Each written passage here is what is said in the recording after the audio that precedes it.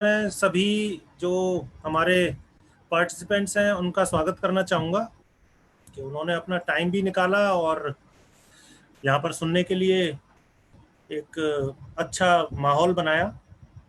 मैं यहाँ पर APLL को भी धन्यवाद देना चाहूँगा, जिसमें उन्होंने एक बहुत अच्छा कदम उठाया है, जिसमें भारतवर्ष के सारे छात्रों के लिए और प्रोफेशनल्स के लिए एक बहुत अच्छी सीरीज उन्होंने स्टार्ट की है, जिसमें अलग अलग विशेषज्ञ बहुत सारी फील्ड के वो आकर के अपना अपना एक्सपीरियंस या कह सकते हैं कि अपना अपना एक्सपर्टाइज शेयर करते हैं। विपुल जी, स्टार्ट किया जाए? बिल्कुल सर। ओके, तो आप एक बार थोड़ा सा साउंड देख लीजिएगा, अगर कोई साउंड का इशू आ रहा है तो बता दीजिएगा। Sir all is good, you can carry on please sir. Okay, तो आज का जो हमारा टॉपिक रहेगा वो रहेगा एक्सपीरियंशियल लर्निंग के ऊपर, जो कि एक बहुत ही अच्छा तरीका है सीखने का, खासकर तब जब कोई ऐसी चीज सीखनी हो जहां पर बहुत ज्यादा कठिनाई हो, या फिर जो इस तरह का वातावरण हो जिसमें बहुत सारी चीजों का सिर्फ और सिर्फ थ्योरी से ही ताल्लुक हो। उसमें एक्सपीरियंशियल लर्निंग एक बहुत अच्छा टूल बन जाता है। आप विश्वास करें कि जो लास्ट 20 साल से जब मैं इस चीज में काम कर रहा हूं, मुझे बहुत अच्छे रिजल्ट देखने को मिले इसमें। और सबसे अच्छी चीज यहाँ पर जो होती है वो एक होती है कि जहां पर क्लासरूम में एक एक्साइटमेंट छात्रों के अंदर, शायद मोनोटोनी से या सेम चीज चलते रहने से एक जो एक्साइटमेंट होता है, एक जो उत्साह होता है, वो मर सा जाता है।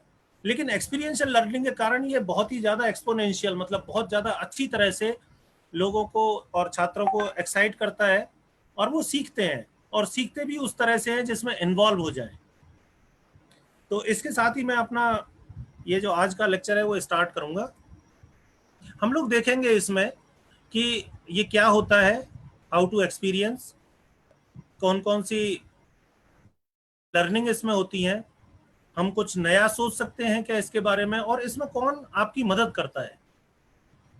इन सब चीजों के ऊपर मैं इसमें बात करूंगा। तो अभी देखते हैं कि ये होता क्या है। तो अगर डेफिनेशन वाइज देखा जाए, अगर इसकी परिभाषा दी जाए, उसमें ये कहता है कि ये इसका फोकस जो है वो एप्लीकेशंस के ऊपर है। वो जो चीजें हम देख सकते हैं, वो जो चीजें हम कर सकते हैं, नॉलेज और स्किल ये आपके पास में हमेशा से होती है, शायद बचपन से होती है। रियल वर्ल्ड एक्सपीरियंस, जो एक्चुअल में जो एक्सपीरियंस होता है, एक्चुअल में जो सामाजिक गतिविधियां होती हैं उनका एक्सपीरियंस होता है। तो इसमें होता ये है कि आप जो जानते हैं उसी को ही फर्दर करते हैं। फर्दर का मतलब यहाँ पर हुआ कि उसी को ही आगे बढ़ाते हैं।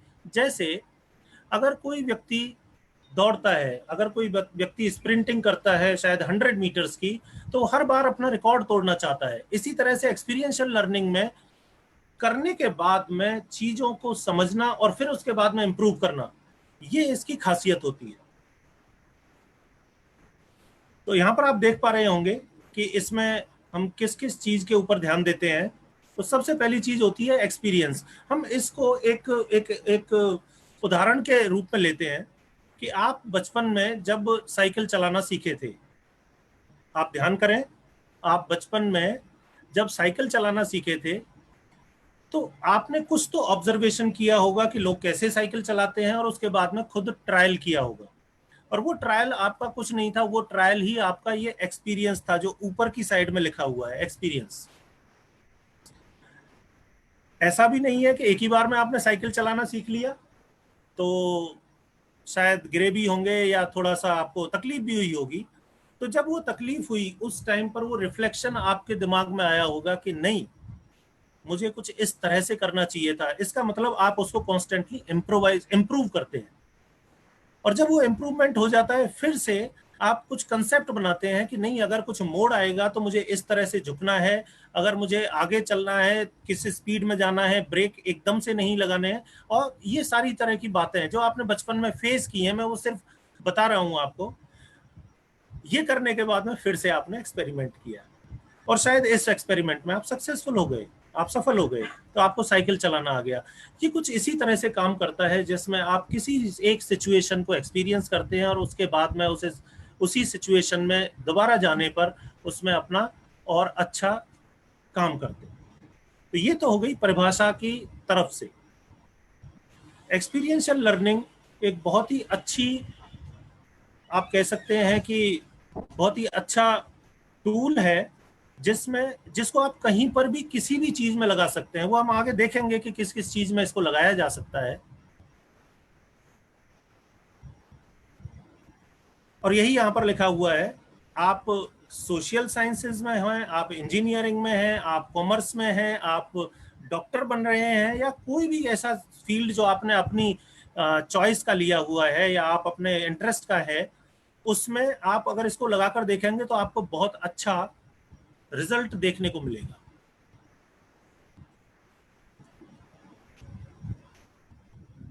अब देखते हैं हम लोग कि एक्सपीरियंशियल लर्निंग होती किस किस तरह की है।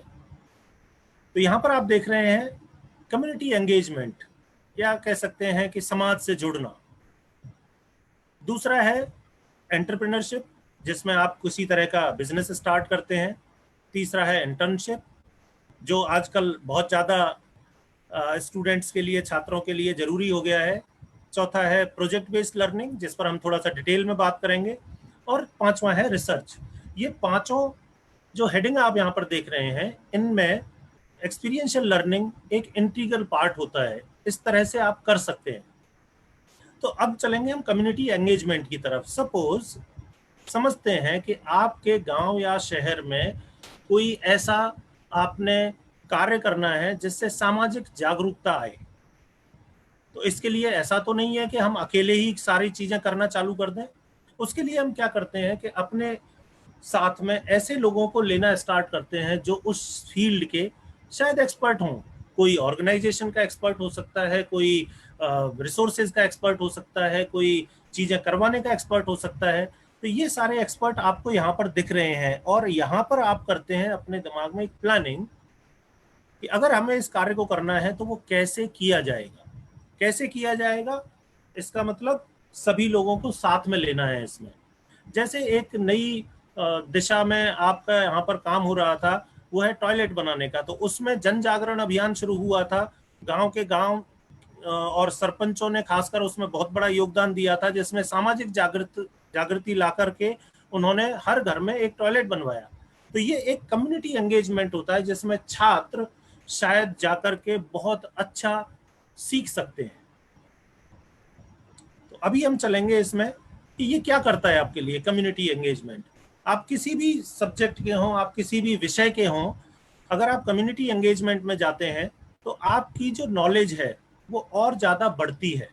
किसके कारण बढ़ती है? क्योंकि एकेडमिक कंसेप्ट जो आप पढ़ते हैं वही आप प्रैक्टिकल में एक्सपीरियंस करते हैं। सपोज आप कोई सोशियोलॉजी के विषय के जानकार हैं, या सोशियोलॉजी पढ़ रहे हैं, या फिर सोशल वर्क में काम करते हैं। तो अभी जो मुझे मालूम है, मैं यहाँ पर न्यूज़ में देख रहा था कि वहाँ पर आसाम में और बिहार में बाढ़ का एक प्रकोप हो रखा है। तो उस समय में क्या आप कुछ कर सकते हैं वहाँ के लिए? अगर कर सकते हैं तो आप अकेले नहीं करेंगे, ये तो अंडरस्टूड है कि आप 2 4 5 10 लोगों को साथ में लेकर के उस काम को करेंगे। और जब वो काम करना आप स्टार्ट करेंगे तो आपको एक फीलिंग आएगी कि बहुत सारे लोग आपके साथ में जुड़ना शुरू हो गए हैं। ये जो एक्सपीरियंस है, ये आपको थ्योरी में कभी हम बता नहीं सकते। बीइंग ए टीचर मैं आपसे ये कह रहा हूँ कि हम इन चीजों को थ्योरी में कभी भी एक्सप्लेन नहीं कर सकते, क्योंकि जो मैंने एक्सप्लेन किया है आपको मालूम है, लेकिन इसकी फीलिंग और एक्सपीरियंस। सपोज आपने किसी गाय का बछड़ा, छोटा बच्चा गाय का, अगर आपने उसको बचा लिया तो आप सोचिए किस तरह की आपको फीलिंग आएगी। आपने किसी व्यक्ति, कोई छोटे बच्चे को, आदमी का बच्चा है या फिर कोई बूढ़ा व्यक्ति है, आपने उसको बाढ़ में से कहीं से निकाल करके लेकर के आए, तो आपको कैसी एक्सपीरियंस होगा। और जब वो आपसे बात करेगा वो हमेशा आपके लिए ग्रेटफुल होगा। इस तरह के एक्सपीरियंसेस ही किए जा सकते हैं, ये आपको कभी पढ़ाया नहीं जा सकता। इस चीज को कह रहे हैं हम यहाँ पर कम्युनिटी एंगेजमेंट। इसमें आपको मिलता है एसेंशियल प्रोफेशनल कॉम्पिटेंस। अगर आप इस विषय के छात्र हैं, उस समय पे आपको ये बहुत जरूरी हो जाता है करना, क्यों? क्योंकि आज जैसे कोरोना की जो पेंडेमिक चली हुई है, महामारी जो चली हुई है, उसमें कम्युनिटी एंगेजमेंट एक बहुत बड़ा रोल प्ले कर रहा है। और आप विश्वास कीजिए इस बात का कि जितने भी हेल्थ वर्कर हैं, उन लोगों को एक नई तरह का एक्सपीरियंस देखने को मिल रहा है कि महामारी से बचाव किस तरह से करना चाहिए। इसका मतलब उनकी खुद की कंपिटेंसी बढ़ जाती है। ये एक किसी व्यक्ति को अपने लिए रिस्पॉन्सिबल और सोसाइटी के लिए भी रिस्पॉन्सिबल बनाता है, जिसमें आप जब समाज के लिए काम करना स्टार्ट करते हैं तो आपको एक चीज जो आपको साथ में मिलती है वो है रिकॉग्निशन। रिकॉग्निशन का मतलब कि लोग आपको जानने पहचानने लगते हैं और लोग आपको उसी तरह से आदरपूर्ण व्यवहार करते हैं। और इसमें अगर आपका पर्पसफुल वर्क काम बहुत अच्छा हो गया तो उस समय के बाद में आपको उस चीज के लिए हमेशा जाना जाता है। जैसे कि आसाम में एक जादव पेयांग करके एक व्यक्ति हैं, वो पद्मश्री से सम्मानित हैं। उन्होंने कम्युनिटी एंगेजमेंट के साथ में वह पहले तो खुद ही करना स्टार्ट किया, लेकिन बाद में कम्युनिटी भी उसमें सपोर्ट करने लग गई। तो उन्होंने एक पूरा जंगल ही बना दिया, वो जंगल माजुली के पास में है। तो इस तरह का, और उसके लिए उन्होंने पद्मश्री भी लिया। तो इसका मतलब ये नहीं है कि जरूरी नहीं है कि आप इंजीनियरिंग या कोई मेडिकल या कुछ इस तरह के प्रोफेशनल कोर्स करके ही कम्युनिटी एंगेजमेंट में जा सकते हैं। आप कम्युनिटी एंगेजमेंट किसी भी विषय के साथ में कर सकते हैं और यहाँ पर आप बन जाते हैं चेंज मेकर। ये एक बहुत अच्छी चीज है जिसमें आपको एक्सपीरियंस, यहाँ पर आपने पढ़ा नहीं, यहाँ पर आपने किया और करने के बाद में आपने समझ ली। ये एक रिवर्स प्रोसेस है। जैसे आप पहली से 12वीं तक पढ़ाई करते हैं फिर कॉलेज में आते हैं, ऐसा इसमें नहीं होता है। इसमें आप पहले काम करते हैं, उसके बाद में चीजों को सीखते हैं एंड फिर उसके बाद में आप अपनी थ्योरी खुद बनाते हैं, जिससे आपको थंब रूल्स कहते हैं कि वो रूल्स जो आपको हमेशा मदद करते हैं, जो आपके दिमाग में हमेशा रहते हैं, वो आपके लिए बन जाते हैं और आप उत्तरोत्तर प्रगति करते रहते हैं। तो ये कम्युनिटी एंगेजमेंट आजकल के छात्रों के लिए और प्रोफेशनल्स के लिए एक बहुत बड़ा वरदान है, जिसमें कम्युनिटी, समाज आपसे जो चाहता है, आप जिसके लिए एक्सपर्ट हैं, अगर आप वो चीज करते हैं तो आपको बहुत ही अच्छे इसमें परिणाम मिलते हैं। अगली चीज हम जो थोड़ा सा समय देंगे वो है एंटरप्रेन्योरशिप। ये व्यावसायिक एक तरह का वेंचर होता है जिसमें आपके अंदर अगर creative thinking, risk taking, marketing करने की कला, आपका विजन है, आप रेडी टू चेंज हैं, आप चेंज हो सकते हैं हमेशा, आप उत्तरोत्तर प्रगति की अगर बात करते हैं, अगर आप इनोवेटिव हैं, इनोवेटिव मतलब कुछ नया करने की आप में ललक है, आप में थोड़ा बहुत फाइनेंशियल नो हाउ है, फाइनेंशियल अंडरस्टैंडिंग है, और आप एक लीडर भी हैं, तो इन तरह की क्वालिटीज के साथ में, इस तरह की सारी विशेषताओं के साथ में आप एंटरप्रेन्योरशिप को एक एक्सपीरियंशियल लर्निंग के रूप में देख सकते हैं। और ये हम करवा भी चुके हैं, कुछ जगह हमने एक्सपेरिमेंट भी किया है जो मैं आपके साथ में शेयर करूंगा। यहाँ पर मैं आपको बताना चाहूंगा, ये एक बहुत ही अच्छा वीडियो है जिसका लिंक मैं भी बाद में भी प्रोवाइड करवा दूंगा। इसमें इन्होंने ये बताया है कि कोई चीज जिसको हम एसेंशियल मानते हैं, जिसको हम जरूरी मानते हैं, वो शायद जरूरी नहीं होती है, वो गैर जरूरी चीज भी हो सकती है, लेकिन हम ध्यान नहीं देते। तो इस तरह की चीजें, मैं थोड़ा सा ये वीडियो को प्ले कर देता हूं।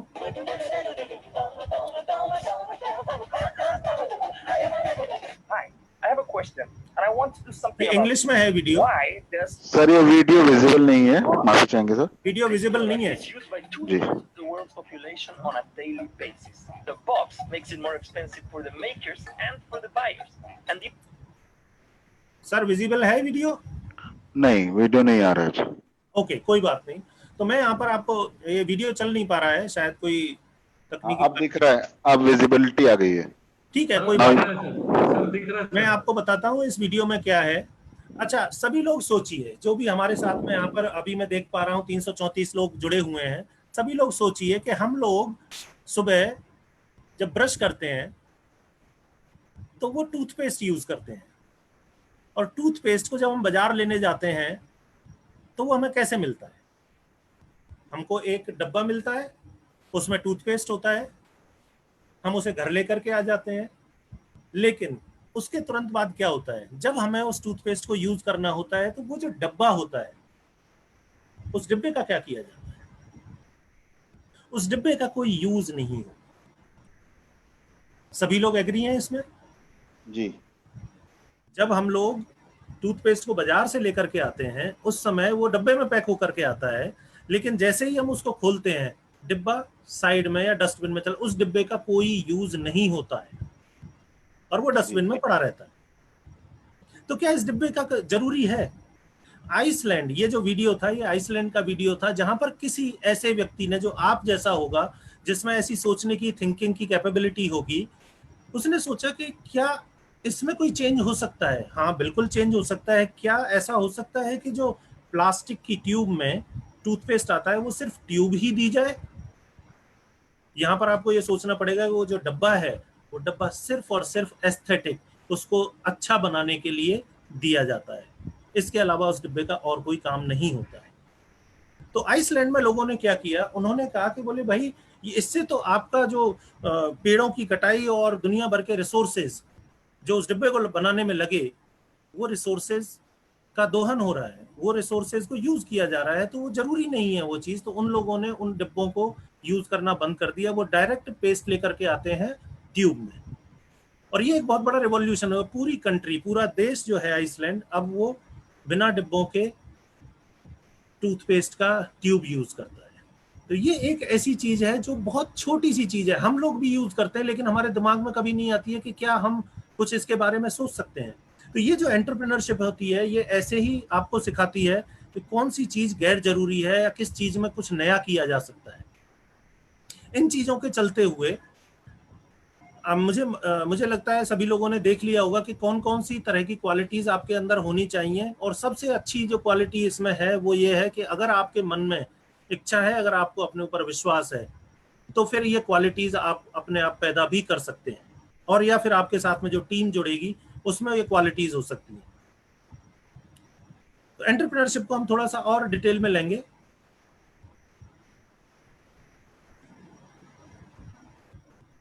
यहां पर आप देखेंगे कि यहाँ पर इनोवेशन की बात हुई है, इनोवेटिव माइंडसेट, इनोवेटिव एटीट्यूड एक एंटरप्रेन्योर्स के अंदर होना चाहिए।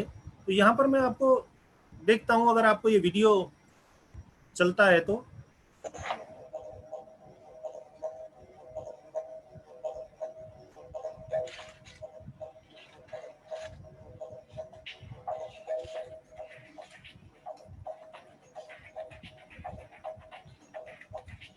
क्या आप ये वीडियो देख पा रहे हैं?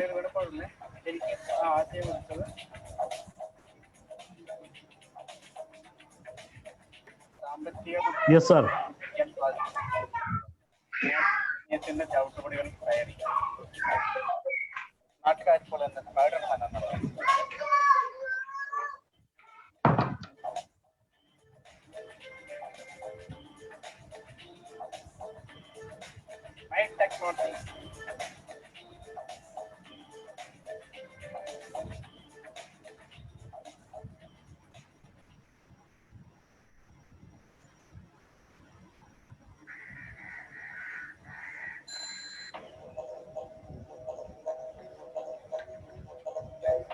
ഇത് വളരെ ലളിതമാണ്.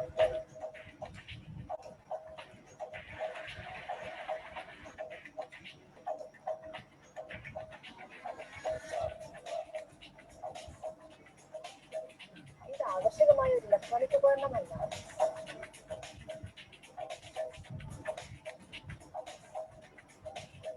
പക്ഷേ അച്ഛന്റെ കരവിനെ കുറയ്ക്കുന്നു.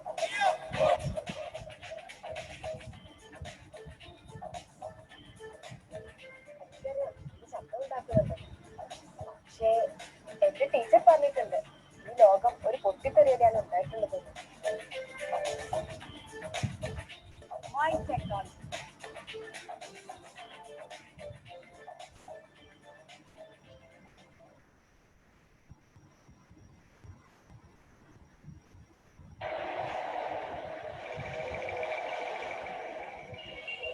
ત્યારે મારી સામે અગવા માટે એક આકાશ હતું. ત્યારે મારી સામે કચરા ભરવા માટે એક દિશા હતી.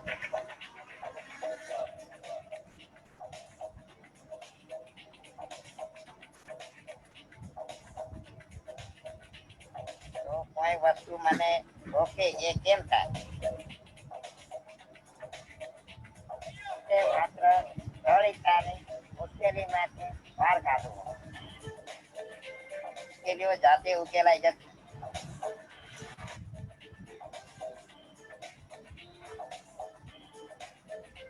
हाई टेक्नोलॉजी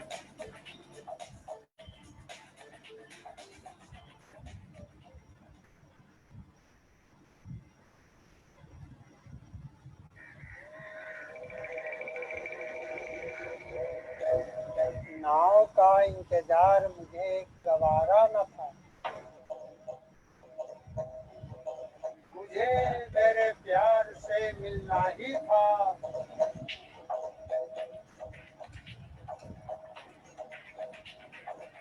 मेरी बेकरारी ने मुझे आलिशानी बना दिया।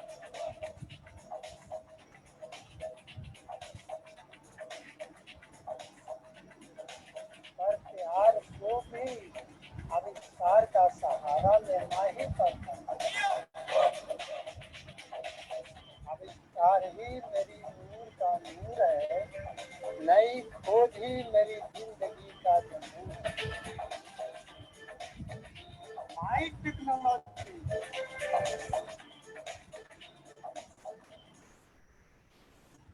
हाँ जी, सो यहाँ पर आप लोगों ने, मैं आपको 4 वीडियो दिखाए हैं, जिनमें से अगर मैं आपसे पूछूं कि कौन सा वीडियो आपको अच्छा लगा तो शायद एक से बढ़कर एक ही वीडियो था।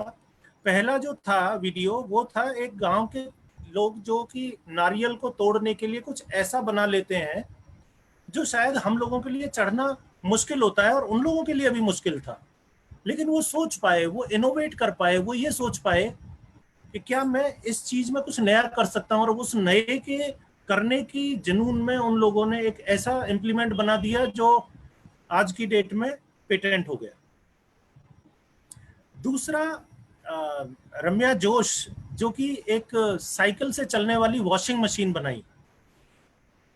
वो कोई ऐसा नहीं था कि उन्होंने बहुत अच्छी कोई शिक्षा ले रखी हो और वो बहुत बड़ी इंजीनियर हो, ये सब लोग एक ग्रास रूट लेवल के जो लोग थे, जो हमें अपनी रोजमर्रा की जिंदगी में जो काम करते हैं सिर्फ उसी में ही इनोवेट कर पाए, उसी में ही कुछ नया ला पाए। तो उन्होंने बना दी एक साइकिल से चलने वाली, जो कि बिजली की खपत ना करने वाली एक वॉशिंग मशीन, जो कि एक बहुत अच्छा उनका इम्प्लीमेंट बना। यहाँ पर तीसरे जो थे धानजी बाई, ये गुजरात के हैं। ये पैरों से लाचार है, लेकिन उन्होंने अपनी लाचारी किसी को नहीं बताई कि भाई मैं अगर लाचार हूं तो मैं कैसे एक जिंदगी निकालूंगा। नहीं, उन्होंने अपने बारे में सोचा कि हाँ, अगर कुछ करना है तो मुझे ही करना है। और फिर उन्होंने एक अपने लोगों के साथ में मिलकर अपने लिए एक स्कूटर का ऐसा मॉडिफिकेशन तैयार किया जिसमें उनको कहीं पर जाने में कोई तकलीफ नहीं हुई। और लास्ट में जो थे वो थे एक बाबा जिनका नाम है सैदुल्ला, मोहम्मद सैदुल्ला। उन्होंने, उनकी स्टोरी एक बहुत अच्छी स्टोरी है, जिसमें उन्होंने अपनी गर्लफ्रेंड से मिलने के लिए, अपनी वुड बी वाइफ से मिलने के लिए वो नदी पार करके जाते थे और उसमें उनको बहुत टाइम लगता था। तो उन्होंने सोचा कि क्या मैं इस चीज में कुछ नया कर सकता हूँ, और उसी चीज ने उनको आगे बढ़ा करके एक नया ऐसा आइडिया दिया जिसमें उन्होंने एक एम्फीबियस साइकिल, जो कि पानी और धरती दोनों पर चल सके, ऐसी साइकिल बनाई। बाबा को गुजरात में कांकरिया तालाब में यही साइकिल चलाने के लिए राष्ट्रीय पुरस्कार भी दिया गया। हम लोगों ने, कितने लोगों ने इस वीडियो को देखा है? देखिए यहाँ पर आपके सामने स्क्रीन पर है कि discovery, yes Akshara, you have seen that, good, very good, बहुत अच्छा है कि आपने ये देखा है, क्योंकि बहुत कम लोग इन चीजों को देखते हैं।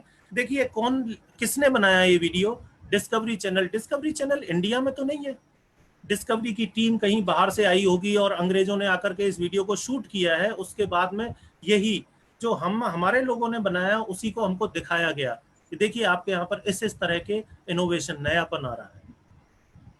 ये इस चीज को इनोवेशन बोलते हैं। तो इसका मतलब ये हुआ, एक जो थंब रूल यहाँ पर बना कि अगर आप में लगन है और इच्छा है तो आप कुछ भी हो, आप इनोवेट कर सकते हैं। तो ये किसी की, ऐसा नहीं है कि किसी पढ़े लिखे आदमी का काम हो या बिना पढ़े लिखे, कोई भी व्यक्ति, इवन छोटा बच्चा भी इनोवेट कर सकता है, और शायद छोटे बच्चे ज्यादा इनोवेट करते हैं।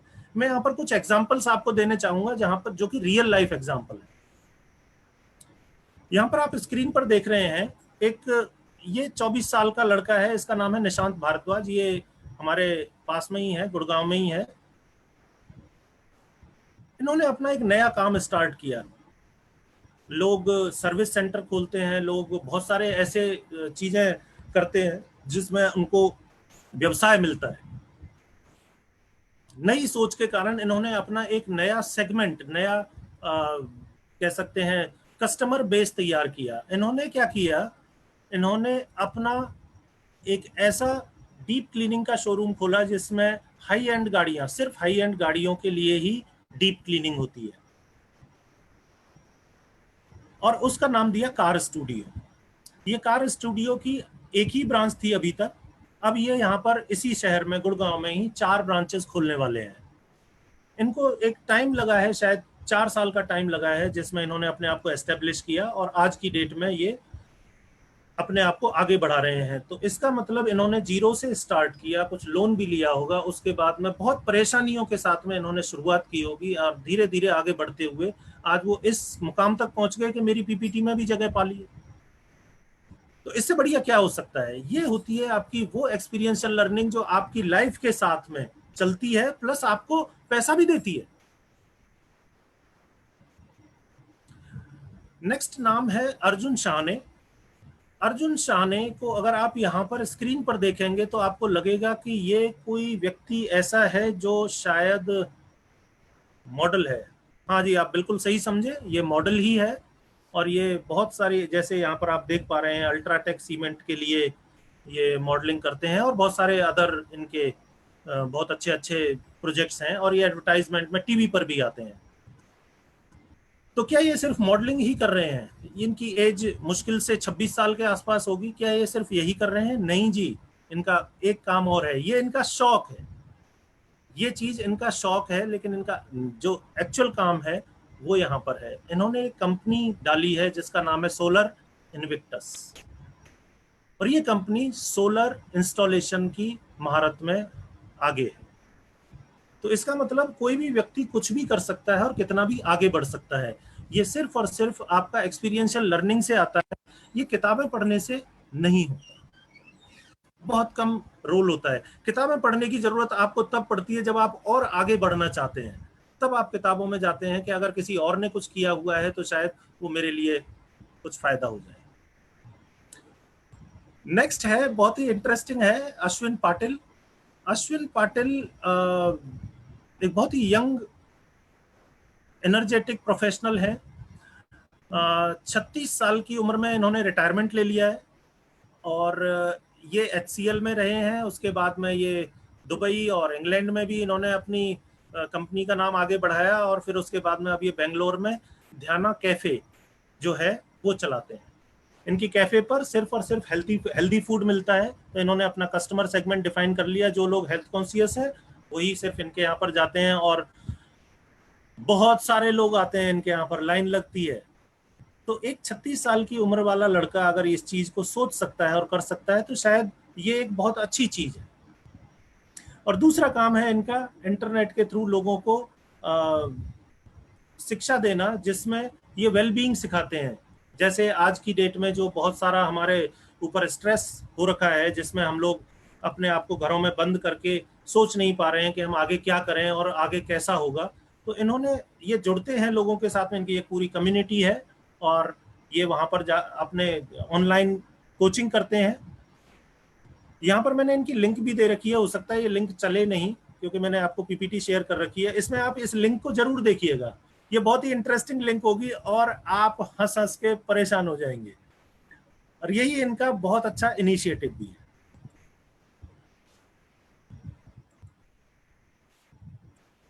कुछ और इनोवेशंस आपको मैं दिखा देता हूं यहाँ पर, जो शायद आज से 10 साल पहले नहीं थे। आप देखिए, जियो नहीं था, लेकिन आज पूरा मार्केट इनके पास में है। आइकिया होम फर्निशिंग, जो छोटे घर होते हैं उनके लिए ये फर्नीचर बनाते हैं, और वो फोल्डेबल फर्नीचर होता है। उबर आप सभी लोग जानते हैं, और बायजूस कमिंग अप, इन्होंने एडवर्टाइजमेंट ज्यादा किया हुआ है। बायजूस है, एक्स्ट्रा मार्क्स है, और बहुत सारे ऐसे आजकल तो ऑनलाइन प्लेटफॉर्म बहुत ज्यादा खुलने लग गए हैं। तो तो इन लोगों ने इंतजार नहीं किया, इन्होंने सिर्फ एक इनोवेशन देखा कि पब्लिक को क्या पसंद है और उसी पसंद के ऊपर इन्होंने अपना इनोवेट किया। तो ये हो गई यहाँ पर एंटरप्रेन्योरशिप की बात। अब यहाँ पर एंटरप्रेन्योरशिप में आप देखें, पहला ही जो वर्ड लिखा हुआ है, पहला ही जो शब्द लिखा हुआ है वो है क्रिएटिव थिंकिंग। हम थोड़ा सा क्रिएटिव थिंकिंग के बारे में भी समझेंगे। क्रिएटिव थिंकिंग आपकी कब आती है? क्रिएटिव थिंकिंग आती है जब आपके पास में किसी कार्य को करने के लिए रिसोर्सेज ना हो। भाई अगर आपके पास में पैसा है तो आप क्या करोगे? आप चीजों को खरीद लोगे और आपकी डिजायर सेटिस्फाई हो गई। लेकिन जब आपके पास में रिसोर्सेज कम होते हैं, उस समय पर आपकी क्रिएटिविटी, यहाँ से जो दिमाग में क्रिएटिविटी आती है, दिमाग में जो एक बहुत अच्छी तरह का एक जुनून आता है कि नहीं मुझे इस चीज के बारे में कुछ करना है, वो आपकी क्रिएटिविटी निकाल के लाता है। तो ये कुछ पॉइंट्स मैंने यहाँ पर दिए हुए हैं कि क्रिएटिविटी कैसे आती है। More knowledge from less available mentors, आपके पास में शिक्षक कम है लेकिन नॉलेज आपको जब ज्यादा चाहिए, तो आज आप देख रहे हैं कि ऑनलाइन में आपके साथ में जुड़ा हुआ हूँ टेक्नोलॉजी के साथ में, तो आपको अब मेंटर्स की कोई प्रॉब्लम नहीं होगी, आप मन चाहे जिसके साथ में जुड़ सकते हैं। जब आपको सेम लैंड, सेम धरती से ज्यादा फूड ग्रेन चाहिए, आपको सपोज गेहूं या चावल ज्यादा उगाने हैं, तो उस समय भी आपको क्रिएटिव होना पड़ेगा और उस क्रिएशन में, क्रिएटिविटी में आपको बहुत सारी तरह की टेक्नोलॉजी भी यूज करनी पड़ेगी। More processing from the same energy, इसका मतलब हुआ कि जब आप किसी चीज को बनाना चाहते हैं, उसमें जो बिजली की मात्रा है और कोई किसी भी तरह की एनर्जी अगर आपकी लग रही है, तो आप उसको कम कर सकते हैं और प्रोसेस ज्यादा कर सकते हैं। More work from less man power, आजकल रोबोट का जमाना जो आ गया है, उससे आप ज्यादा काम भी ले सकते हैं। More learning with less resources, ये हम थोड़ा सा आगे जाकर डिटेल में देखेंगे कि कैसे इस चीज का अच्छी तरह से यूज किया जा सकता है। लेकिन अभी ये जो मैंने आपको बताया है, ये थोड़ा समझने में दिक्कत आ रही है। तो इसके लिए मैंने आप लोगों के लिए एक बहुत ही सिंपल वे में कुछ चीजें तैयार की हैं, जिनको आप हमेशा अगर अपने आप में दिमाग में रखेंगे तो शायद आप भी क्रिएटिव हो पाएंगे। तो वो कौन कौन सी चीजें, चलिए देखते हैं। वाह, ये तो बहुत ही अच्छा शब्द है, डिफिकल्ट। तो अगर आपके दिमाग में कभी भी ये शब्द आता है कि ये चीज डिफिकल्ट है, तो वहां पर आप क्रिएटिव होते हैं। वो क्रिएटिविटी को निकालने का एक बहुत अच्छा साधन हो सकता है। तो कभी भी आप ध्यान रखिए, जब भी आपको डिफिकल्ट वर्ड कहीं पर लगता है, कहीं पर आता है, तो आप उसमें बड़े आराम से इनोवेट भी कर सकते हैं, प्लस आप क्रिएटिव भी हो सकते हैं। ये एक बहुत अच्छी पिक है। मैं आपसे यहां पर पूछना चाहूंगा, इसके लिए क्या कोई शब्द बता सकते हैं?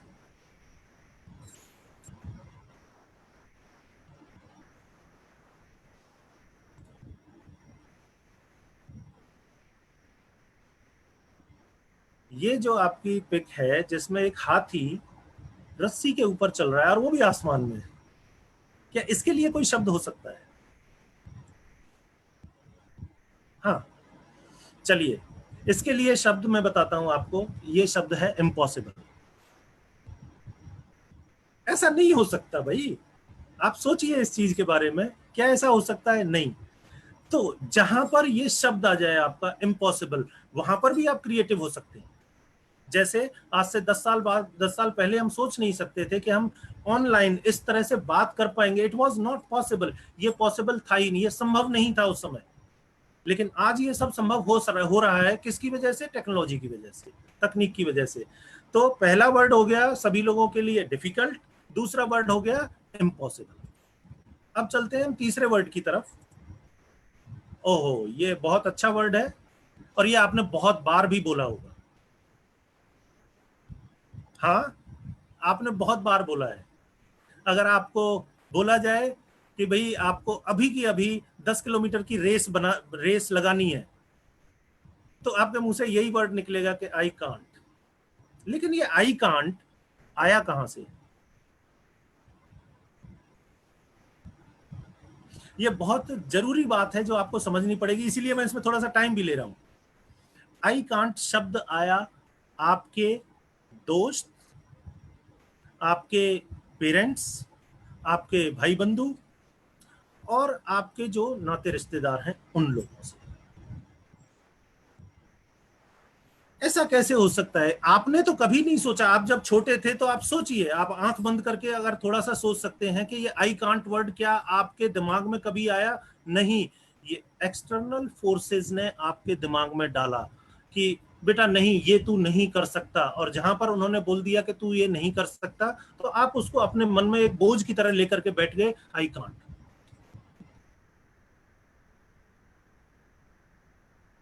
क्यों? तो हमेशा जवाब आएगा यस। वहां पर फिर से आपका इनोवेशन और क्रिएटिविटी निकल के आ जाती है। तो ये तीसरा शब्द आपको मैंने बताया है। चलिए अब चौथा शब्द, जहां पर ये शब्द, ये सारे आप सोच सकते हैं ये सारे नेगेटिव वर्ड्स हैं, नेगेटिव शब्द हैं, लेकिन हम इन्हीं में से ही एक पॉजिटिव एस्पेक्ट निकाल के ला रहे हैं। नो, जहां पर ये नो वर्ड आ जाता है वहां पर भी आपकी क्रिएटिविटी निकल के आती है। जिस चीज को आप ना बोलते हैं वहां पर आप क्रिएटिव होने के चांसेस होते हैं आपके। अच्छा, इसे देखें, ये क्या है? पेपर, ग्लास, प्लास्टिक, मेटल, ये 4 बिन्स हैं जिसमें अलग अलग तरह की चीजें रखी हुई हैं। और इसको देखते ही आपको एक जो ख्याल आएगा मन में, अरे ये तो वेस्ट है। मैं सही हूं? हाँ, आप भी सही हैं, ये वेस्ट ही है। जहां पर ये वेस्ट शब्द आता है आपके दिमाग में, वहां पर फिर से आपका इनोवेशन और क्रिएटिविटी का दिमाग जागृत हो जाता है। तो मैंने आपको ये 5 शब्द जो बताए हैं, इन 5 शब्द को हमेशा के लिए ध्यान कर लेना। जब भी आपको अपनी लाइफ में आगे बढ़ना है, इन 5 में से एक शब्द आपके सामने होगा, उसको पार करके आप आगे बढ़ेंगे।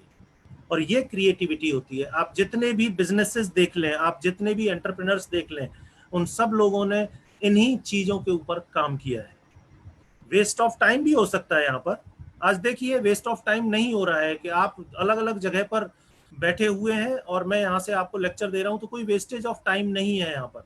जबकि अगर आप क्लास में जाते हैं तो हो सकता है टीचर 5 मिनट 10 मिनट लेट आए, तो वो वेस्टेज ऑफ टाइम भी एक वेस्ट है। तो ये क्रिएटिव और इनोवेटिव होने के तरीके हैं। मैं समझता हूं मैं यहां तक ठीक हूं, सभी लोग मेरे साथ में हैं? बिल्कुल सर, बिल्कुल सर। ठीक है, तो आगे चलते हैं। ओहो, एक चीज ये रह गई है, that is less but better. ये इसी का ही एक पार्ट है जो कि मैंने आपको यहां पर बताया है। लेस बट बेटर का मतलब ये हुआ कि कम यूज भी करना है और अच्छा भी करना है, रिसोर्सेज भी कम लगे और अच्छा भी हो। तो इसमें एफिशिएंसी और आउटपुट दोनों के दोनों बढ़ जाते हैं। और ये चीज आप लोग करते हैं। जैसे आज जब आप अपने घरों में बैठे हुए हैं और शायद आपके पास में रिसोर्सेज उतने ज्यादा नहीं है, क्योंकि पिछले लॉकडाउन में तो ऐसा हो गया था कि आप बाहर भी नहीं निकल सकते थे और आपके पास में जो सामान था वो घर में ही था, तो उसको बड़े आराम से अच्छी तरह से आपने यूज किया। और कुछ लोगों ने तो इतना बढ़िया इनोवेट किया कि खाने के लिए अच्छी अच्छी चीजें उसी रिसोर्स में से बना ली जो आप वैसे कभी नहीं बनाते। तो ये होता है लेस बट बेटर। अब आते हैं हम एक्सपीरियंशियल लर्निंग में इंटर्नशिप का क्या रोल हो सकता है। और ये बहुत इंपॉर्टेंट है आप सभी लोगों के लिए, स्पेशली जो छात्र हैं। आजकल तो एक्सटर्नशिप भी होती हैं जो प्रोफेशनल्स के लिए होती हैं, जिसमें वो कुछ दिनों के लिए स्टूडेंट बन जाते हैं। ओके, छात्रों के लिए, क्या आप गवर्नमेंट सेक्टर में जाना चाहते हैं, प्राइवेट सेक्टर में जाना चाहते हैं या किसी एनजीओ में काम करना चाहते हैं, तो पहले उसकी एक फील ले लेते हैं। सपोज आप 1 महीने की छुट्टी में आप इन किसी ऑर्गेनाइजेशन में बड़े परमिशन के साथ में आप जाते हैं और 1 महीने वहां पर काम करते हैं या 1 महीने ऑब्जर्वेशन भी करते हैं। तो आपको क्या है, वहां का वातावरण, जो इकोसिस्टम है, वो सारा समझ में आ जाता है। और फिर आप ये भी डिसाइड कर सकते हैं क्या ये मेरे लिए है। अगर मेरे लिए है तो फिर मैं इसमें जाऊंगा और बहुत अच्छी तरह से जाऊंगा। यहाँ पर थ्योरी और प्रैक्टिकल दोनों मैच हो जाते हैं, क्योंकि जब आप इंटर्नशिप के लिए जाते हैं तो आप अपना एरिया ऑफ इंटरेस्ट, जिस एरिया में आप जाना चाहते हैं उसी में अप्लाई करते हैं और वहां पर आप जो पढ़ते हैं उस पढ़ाई को प्रैक्टिकल रूप में देखते हैं। टू अप्लाई नॉलेज, जो आपने नॉलेज गेन की है, इसमें अप्लाई नॉलेज नहीं होता है, एनहांस नॉलेज भी होता है। अप्लाई नॉलेज मतलब आपने अगर थोड़ा बहुत कुछ समझा है, आप उस चीज को आगे बढ़ा सकते हैं, या फिर किसी चीज में अगर आप गलत हैं तो उसी चीज को बहुत अच्छी तरह से करेक्ट भी कर सकते हैं बिना किसी के समझाए हुए। तो ये एप्लीकेशन ऑफ नॉलेज हो गया। यहाँ पर वो लोग आपको मिलते हैं जो प्रोफेशनल्स हैं, जो 10-20 साल से इस फील्ड में काम कर रहे हैं, और वो लोग आपको शायद 5 या 10 मिनट के अंदर वो सारी चीजें बता सकते हैं जिसके लिए आपको फिर से अगले 20 साल मेहनत करनी पड़ेगी। तो क्यों ना ऐसे प्रोफेशनल से जुड़ा जाए। To find out gap in learning, जो आपको क्लास में, जो आपको शिक्षा में, पढ़ाई में नहीं बताया जाता है, वहां से आपकी लर्निंग इंटर्नशिप में स्टार्ट होती है। क्यों? क्योंकि यहाँ पर होते हैं थंब रूल्स। इन थंब रूल्स की वजह से आपको बहुत कुछ सीखने को मिल जाता है।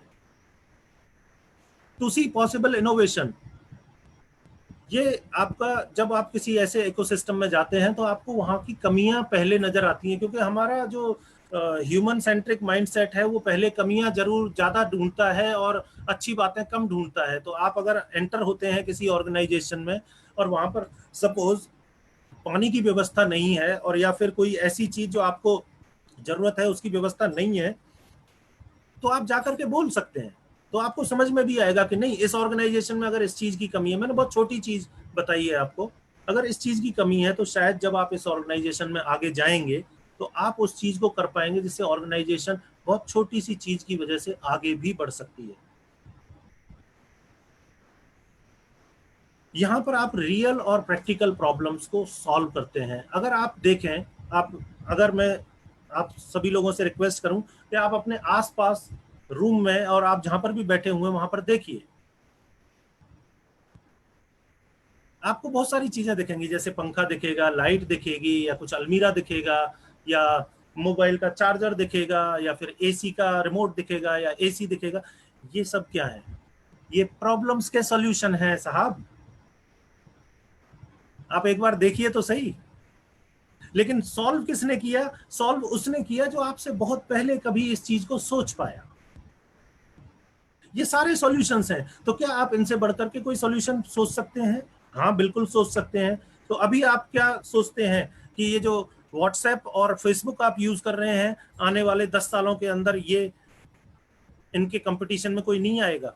जी नहीं, इनके कंपटीशन में आने के लिए लोग तैयार बैठे हैं, सिर्फ और सिर्फ वो सही समय का इंतजार कर रहे हैं। तो जहां आज आप व्हाट्सएप के और फेसबुक के बिना कहते हैं कि जीवन ही नाकारा है, तो आने वाले टाइम में ये फेसबुक और व्हाट्सएप आपके पीछे चले जाएंगे और कोई नई चीज आपके सामने आ जाएगी। वो व्यक्ति एक्चुअल में प्रॉब्लम का सॉल्यूशन ढूंढ रहा है। इसी तरह से हम लोग भी बड़े आराम से इन सॉल्यूशंस को ढूंढ सकते हैं। To experience how it feels, जिस वातावरण में, जिस जगह पर आप जा रहे हैं, क्या वो आपके लिए फ्यूचर है भी या नहीं? अगर है तो शायद बहुत अच्छी चीज है, अगर नहीं है तो आपको पहले ही मालूम चल गया कि मुझे यहाँ पर नहीं जाना है, जिससे आपका टाइम वेस्ट नहीं होगा। तो इंटर्नशिप मैं सजेस्ट करूंगा, जितने भी छात्र इस समय मुझे देख रहे हैं यहाँ पर, उन सभी लोगों के लिए इंटर्नशिप रिकमेंडेड है। इसका कोई मतलब नहीं है कि आप किस जगह इंटर्नशिप के लिए जा रहे हैं, सिर्फ आप जाएं और वहां पर आप जाकर के रिक्वेस्ट कीजिए कि साहब मुझे 1 महीने के लिए आप अपने साथ में लगा लीजिए, और वो चाहे कोई भी काम दे। जब चीजें होने लगेंगी 1 महीने के अंदर, बहुत सारी चीजें जो कि आपने पहले कभी नहीं देखी है, उनकी फीलिंग और उनकी अंडरस्टैंडिंग आपके लिए बहुत ज्यादा जरूरी है, बहुत अच्छा रहेगा आपके लिए। To reinforce learning from different subjects, तो ये मैंने आपको पहले ही बता दिया है, जिसमें थ्योरी और प्रैक्टिकल का समावेश होता है।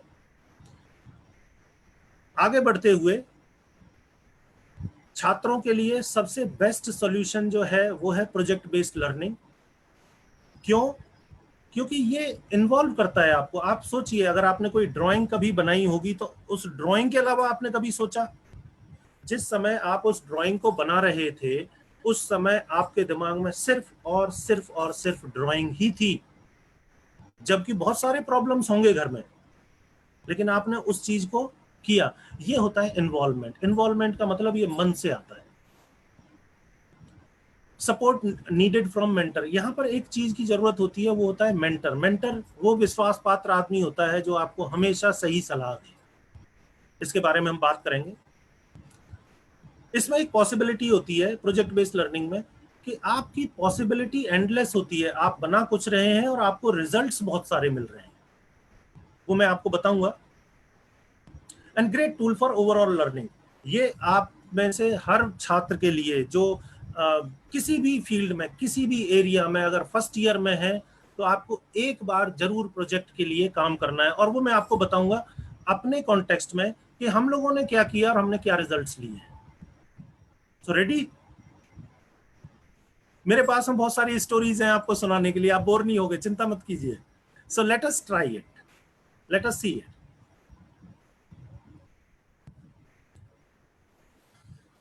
ओके, ये दोनों फोटो हटा दीजिए और खासकर मेरा फोटो हटा दीजिए। मैं आपको यहाँ पर बताना चाहूंगा कि ये जो मशीन आपको दिख रही है, ये मशीन 2013 में हमने रेडी की, 2013 में हमने रेडी की थी और ये मिनिस्ट्री की फंडिंग से हुई थी। ये है low cost machine for making sanitary napkins.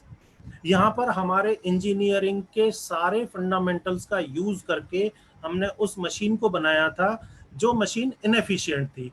ये मशीन मैनुअल मशीन थी, जो हरिद्वार में एक सेल्फ हेल्प ग्रुप लेडीज जो थी वो बनाती थी सैनिटरी नैपकिन।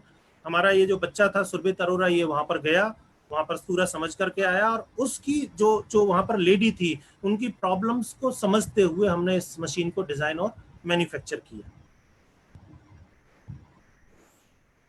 अगेन 2013 में हमने इसके ऊपर काम किया था। ये है dual flush toilet. Dual flush toilet जो है वो काम करता है, आप हाथ से भी इसे ऑपरेट कर सकते हैं, साथ ही साथ आप पैर से भी इसे ऑपरेट कर सकते हैं। तो इसका मतलब ये हुआ कि जो बुजुर्ग व्यक्ति होते हैं और या वो व्यक्ति जो बहुत ज्यादा हाइजीन मेंटेन करते हैं, जो और या कह सकते हैं पब्लिक टॉयलेट सिस्टम, आपको नहीं मालूम है कि दूसरा व्यक्ति उस टॉयलेट को कैसे यूज करके गया है, तो आप नहीं चाहते कि आप उसको हाथ लगाएं। तो अगर हाथ नहीं लगाना है तो हमने यहाँ पर एक ऑप्शन दिया कि आप पैर से भी इसे ऑपरेट कर सकते हैं। पब्लिक टॉयलेट सिस्टम के लिए इससे बढ़िया चीज नहीं हो सकती। क्यों?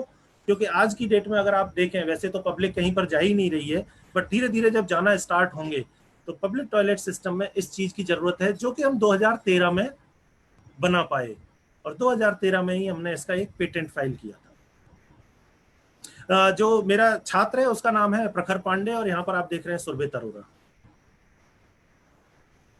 अब आ जाते हैं यहाँ पर एक बहुत बढ़िया चीज है, जो कि अगेन एक मशीन है।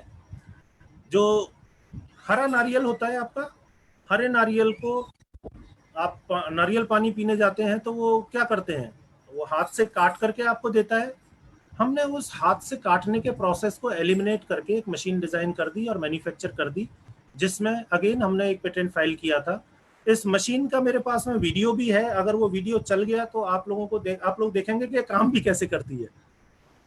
So this is again part of project based learning. इसमें जो एक्सपीरियंसेस होते हैं आपके, कभी आपके पास में पैसे नहीं होते हैं, कभी आपके पास में रिसोर्सेज नहीं होते हैं, कभी तकनीक नहीं होती, कभी कोई सामान नहीं मिल रहा होता है, कभी आपको यही नहीं मालूम होता है कि बनाए कैसे। इन सारी चीजों से जब छात्र लड़ता है और उसके बाद में इसको बनाता है तो उसके अंदर एक जो आत्मविश्वास बनता है, आप विश्वास कीजिए, ऐसा आत्मविश्वास दुनिया की कोई यूनिवर्सिटी आपको नहीं दे सकती। चलिए, अब बहुत सारे जो यंग यूथ है वो उन लोगों को ये पसंद आएगा। ये है एक जो आपने अभी इंट्रोडक्शन में देखा था, सुपरा व्हीकल, सुपर रेसिंग व्हीकल बोलते हैं इसको। ये कंप्यूटर जनरेटेड मॉडल है इसका, सुपरा व्हीकल का, जो हमने 2011 में बनाया था। इसको डिजाइन, फैब्रिकेशन मतलब मैन्युफैक्चरिंग, टेस्टिंग एंड रेसिंग, ये 4 चीजें करनी होती हैं। एक टीम बनती है जिसमें बहुत सारे छात्र होते, वो छात्र मिलकर के इसके डिफरेंट एरियाज में काम करते हैं और फिर उसके बाद में ये व्हीकल बन जाता है। मैं सिर्फ अपने एरिया की रियल चीजें आपको बता रहा हूं, मैं कोई भाषण देने के लिए यहाँ पर नहीं आया हूं कि आप ऐसा कीजिए तो ऐसा हो जाएगा। मैं सिर्फ ये बताना चाहता हूं कि हमने ऐसा किया और हमको ये रिजल्ट मिला। तो ये तो हो गया आपका कंप्यूटर जनरेटेड मॉडल। अब देखते हैं कि ये एक्चुअल में बना कैसा है। ये आपका एक्चुअल वर्जन है आप इसको 100 की स्पीड पर दौड़ाइए और कहीं टक्कर मार दीजिए, आपको कुछ नहीं होगा, क्योंकि इसमें सेफ्टी फीचर्स इतने सारे दिए हुए हैं कि आपको कभी कुछ हो ही नहीं सकता। ये इसका रेसिंग का है, जहां पर हम चेन्नई गए थे, जहां पर हमने इसकी रेस की थी, MMRT, that is Madras motor sports racing track. हमने किस लिए बनाया था ये? हमने सिर्फ और सिर्फ सीखने के लिए कि बच्चे जो स्टूडेंट्स हैं, जो छात्र हैं, उस चीज को समझ पाए और सीख पाए। लेकिन मैंने आपसे कहा था पॉसिबिलिटीज आर एंडलेस, मतलब रिजल्ट इसके इतने अच्छे होते हैं कि आप सोच भी नहीं सकते। और ये आपको वहां पर मारुति सुजुकी स्पॉन्सर्ड था ये इवेंट, तो इसमें 50,000 रुपए का इनाम मिला। हम लोग इसमें सेकंड आए थे रेस में। तो ये एक प्रोजेक्ट हुआ हमारा। हाँ, ये आप देखना चाहेंगे इसको।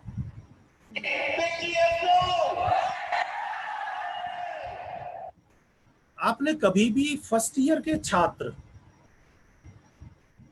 फर्स्ट ईयर में लोग डरे डरे से रहते हैं, आपने कभी भी फर्स्ट ईयर में छात्रों को इस तरह से बबली और इस तरह से एनर्जेटिक नहीं देखा होगा। तो हमने एक एक्सपेरिमेंट किया, जो एक्सपेरिमेंट 3 महीने चला, जिसमें हम लोगों ने इनको एक असाइनमेंट दिया। ये इनके सब्जेक्ट का भी पार्ट था कि भाई आपने कोई ऐसी कंपनी खोलनी है जिससे आप पैसा कमा पाओ, लिमिटेड रिसोर्सेज, और उसमें जो इन्वेस्टमेंट था वो सिर्फ और सिर्फ 900 रुपीज, 900 रुपए था। मतलब एक ग्रुप, 9 लोग थे एक ग्रुप में, 9 लोगों के पास में 900 रुपए थे। 100 रुपए अपनी पॉकेट से डालने थे और उस 900 रुपए को मल्टीप्लाई करना था। एट द एंड, इस एक्सरसाइज के एंड में 13 कंपनियां, 13 हाइपोथेटिकल कंपनियां बन के रेडी हो गई, और जिसमें से 2 कंपनियां रन कर रही हैं अभी। और इसमें एक नाम है रोवर ट्रेवल, जो कि जोरहाट बेस्ड है, और ये लोग काजीरंगा जो नेशनल पार्क है, यहाँ पर लोगों को, टूरिस्ट को घुमाने के लिए लेके जाते हैं। सो ये एक ऐसी चीज थी जहां पर लोगों में 3 महीने तक वो एक्साइटमेंट रहा जो शायद किताबें आपको नहीं देती या क्लासरूम आपको नहीं देती। ये अगेन आपको सुप्रा का मैं आपको इवेंट बता रहा हूँ कि किस स्केल का इवेंट होता है। ये बुद्ध सर्किट है। बुद्ध सर्किट पर ये सुप्रा के जो व्हीकल्स हैं वो खड़े हुए हैं, और मेरे साथ में यहाँ पर खड़ी हुई हैं मैडम बानी यादव। बानी यादव सिंगल अकेली ऐसी महिला हैं जो कि रैली रेसिंग में पार्ट लेती हैं, और इनको बहुत सारे अवार्ड मिले हुए हैं। ये चीफ गेस्ट थी वहां पर। तो ये बुद्ध सर्किट, जो बुद्ध इंटरनेशनल ट्रैक है नोएडा में, वहां का आपको सीन दिख रहा है।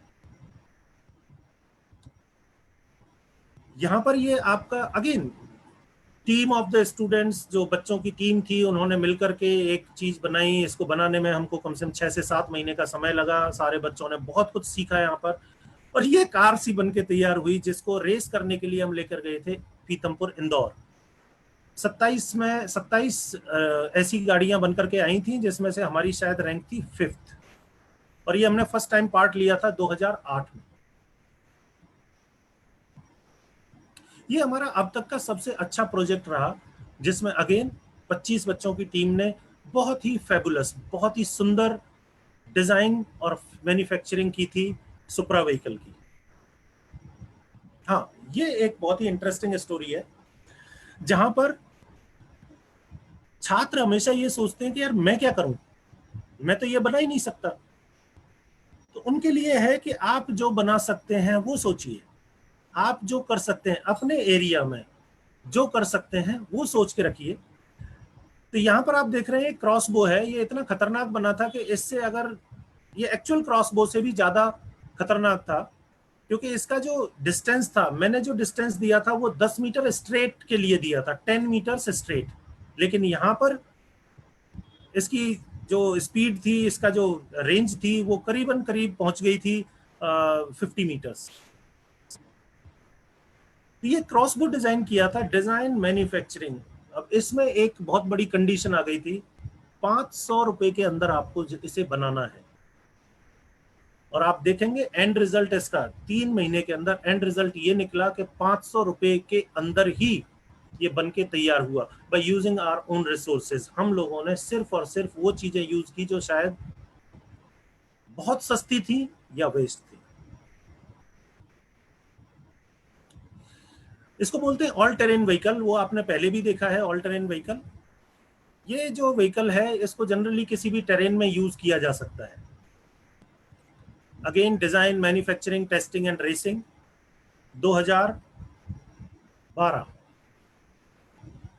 2011 ये हमारा ऑल टेरेन व्हीकल सबसे सुंदर था। ये हमारा इलेक्ट्रिक सोलर व्हीकल था जिसको हमने असम में ही बनाया था, और ये पहला सोलर इलेक्ट्रिक व्हीकल था जो असम की किसी यूनिवर्सिटी ने तैयार किया, और इसकी रेसिंग हुई थी जाकर के चंडीगढ़ यूनिवर्सिटी में, जिसमें से स्पिरिट अवार्ड मिला था 1 लाख रुपए का। ये आपके 2 व्हीकल आपको दिख रहे हैं, जिसमें हमने एक वीडियो बनाया था जहां पर हमने देखा था कि चलो इसको थोड़ा सा जब बना लेते हैं तो आपको अचीवमेंट का भी एक बहुत अच्छा फीलिंग आती है।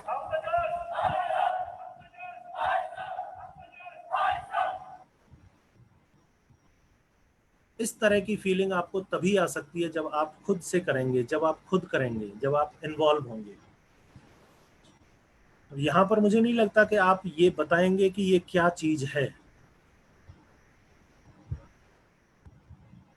चलिए मैं आपको बता देता हूं। यहां पर ये कंप्यूटर मॉडल है एक स्विमिंग पूल का। रिसोर्सेज, आपके पास में चीजें नहीं होती हैं फिर भी आप चीजें कर पाते हो, वो सिर्फ और सिर्फ संभव है प्रोजेक्ट बेस्ड लर्निंग में। अगर आपके पास में कुछ भी नहीं है फिर भी अगर आप कर जाते हो, वो सिर्फ संभव है प्रोजेक्ट बेस्ड लर्निंग में। तो यहाँ पर एक गर्ल स्टूडेंट थी, उसने खुद से सीख करके, खुद से, वो सिविल इंजीनियरिंग में अभी पास आउट हुई है, उसका नाम है विदिशा सैकिया। उसने खुद से सीख करके ये सारी चीजों को डिजाइन करना स्टार्ट किया। आज की डेट में उसका हाथ इतना परफेक्ट है कि वो, अब आप बोलिए आपका घर अगर उस आप बनाने के लिए, डिजाइन करने के लिए देंगे तो वो आपका घर भी बना देगी। ओके, ये आप देखना चाहेंगे, ये स्केलेटन मॉडल है आपके सुप्रा व्हीकल का जो अभी आपको दिखाऊंगा मैं। देखिए कैसे बनता है और इसकी टेस्टिंग कैसे होती है।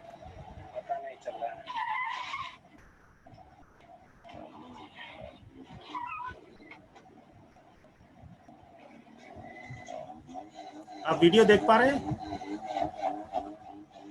Yes sir.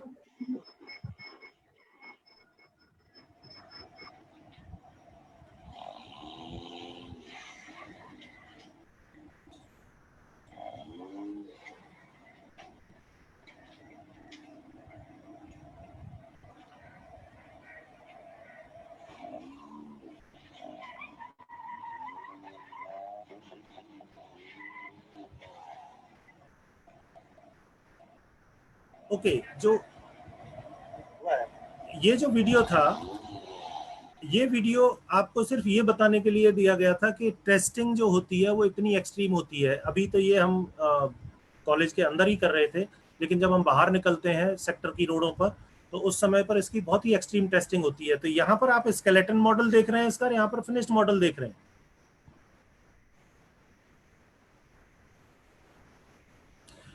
इसको बोलते हैं 4 व्हील्ड बाइक। इसको ये क्वाड टॉर्क कंपटीशन का एक पार्ट था। तो हम लोग बड़ा स्मार्टली, बहुत अच्छे तरीके से चीज़ों को स्टेप बाय स्टेप लेते हुए बनाना शुरू कर देते थे। और फिर उसके बाद में ध्यान रखिए, हमारे पास में कोई पैसा नहीं होता था। जब हम बनाना स्टार्ट कर देते, जब हम करना स्टार्ट कर देते थे, उसके बाद में लोग आकर के जुड़ते थे और फिर उसके बाद में सारे के सारे रिसोर्सेज लाइनअप भी हो जाते थे। मतलब पैसा नॉट ए प्रॉब्लम। ये एफी साइकिल है जो मोटराइज्ड है। इसमें 3 पहिए वाली साइकिल है जिसको 2 लोग चलाते हैं। और ये भी एक प्रोजेक्ट था जिसमें 10 लोगों की टीम ने पार्ट लिया था। लैपटॉप चेयर कम टेबल, काश कि ये आज आपके पास में होती है आपके घर पर। इसकी बैक एडजस्टेबल है, आप किसी भी तरह से आप चाहें तो इस पे सो भी सकते हैं। और ये आपका लैपटॉप रखा हुआ है, ये आपका लैपटॉप का स्टैंड है।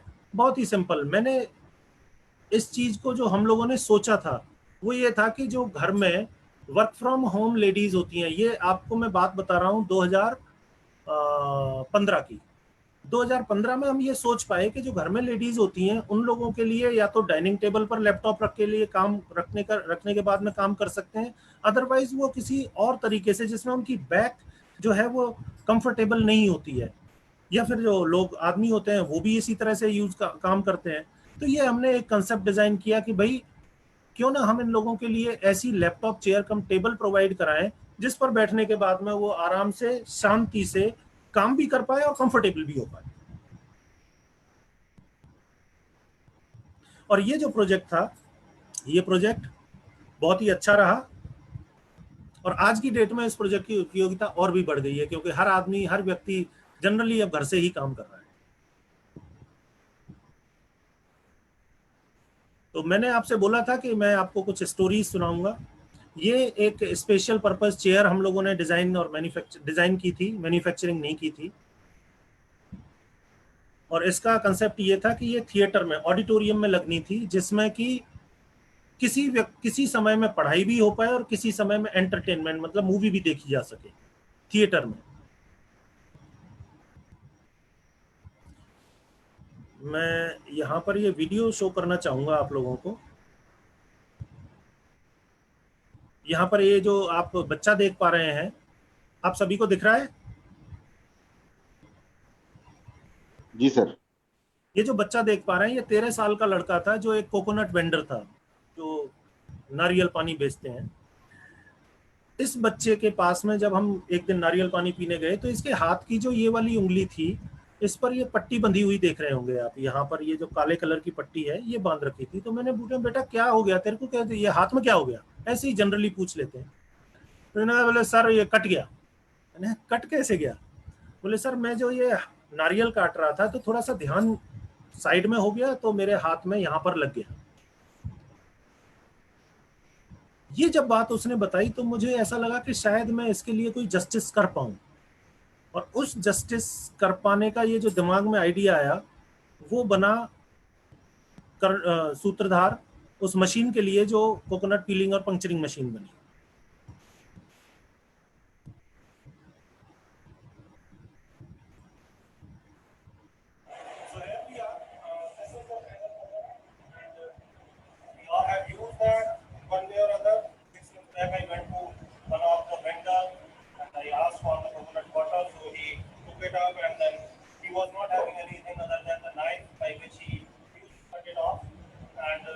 आई होप आप वीडियो देख पा रहे हैं।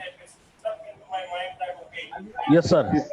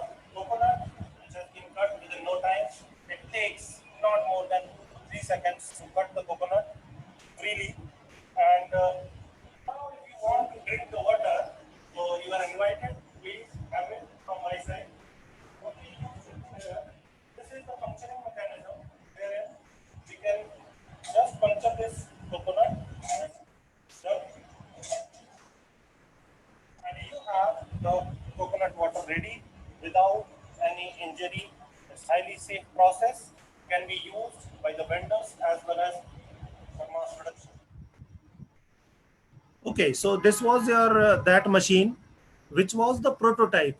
प्रोटोटाइप बोलते हैं जो फर्स्ट हैंड मशीन बनती है, जो शुरुआत में बनती है, उसको हम प्रोटोटाइप बोलते हैं। इसके बाद में हमने दूसरी मशीन पर भी काम करना स्टार्ट किया, जिसमें इसकी साइज को रिड्यूस करके इसका जो प्रोसेस है वो और सिंप्लीफाई करके और ये वेंडर्स को दी जा सके। यहाँ पर आप देखेंगे कि लोग किस किस तरह से काम करते हैं। तो ये कंपटीशन का मैं आपको वीडियो दिखा रहा हूँ जिसमें बहुत सारे गो कार्टिंग शायद आप में से बहुत सारे लोगों ने की हो, जिसमें एक छोटी सी कार होती है जिसको आपने बड़ी रेस में दौड़ाते हैं, और ये डिफरेंट डिफरेंट एस्थेटिक लुक वाली कार्स हैं जो कि एक किसी कंपटीशन का हिस्सा है।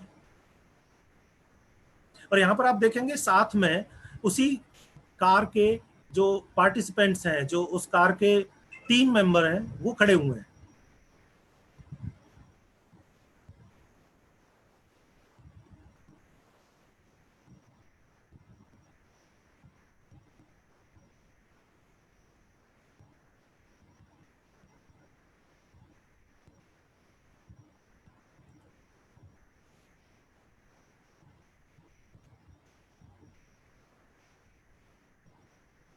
तो हर टीम के लिए एक प्रोजेक्ट हो गया ये। तो यहाँ तक तो बात हुई आपकी प्रोजेक्ट बेस्ड लर्निंग की। जब आप किसी प्रोजेक्ट पर काम करना स्टार्ट करते हैं तो आप सब कुछ भूल करके जब उसमें लग जाते हैं तो आपका वो प्रोजेक्ट सफल भी हो जाता है। अब आते हैं हम रिसर्च के ऊपर। रिसर्च भी इन्वॉल्व करती है। कैसे इन्वॉल्व करती है? विद अब सबके पास में जो नेट अवेलेबल है, इंटरनेट, तो आप रिसर्च भी कर सकते हैं, लेकिन ये एक डिफिकल्ट प्रोसेस होता है जिसमें अगेन आपको मेंटर की जरूरत पड़ती है। यहाँ पर थ्योरी मतलब आपको पढ़ना ज्यादा होता है और कुछ एक्सपेरिमेंट्स करने होते हैं जो उस पढ़ाई को कॉम्प्लीमेंट करें। रिसर्च बाय डिफॉल्ट हर किसी लर्निंग टेक्निक का पार्ट होती है। जब आप साइकिल चलाना चाहते हैं उस टाइम पर भी आप अपने दिमाग में थोड़ी बहुत रिसर्च करते हैं कि इसको चलाना कैसे है, इसमें कौन कौन से फोर्सेस लग रहे हैं, वो अननोइंगली आप करते हैं। जब आप रिसर्च अपने एरिया में करते हैं, जिस चीज को आप करना चाहते हैं, जिस चीज को आप सामने देखना चाहते हैं, जब उसके बारे में रिसर्च करते हैं, उससे ज्यादा अच्छी बात कोई नहीं हो सकती। बट जनरली ऐसे मौके बहुत कम मिलते हैं।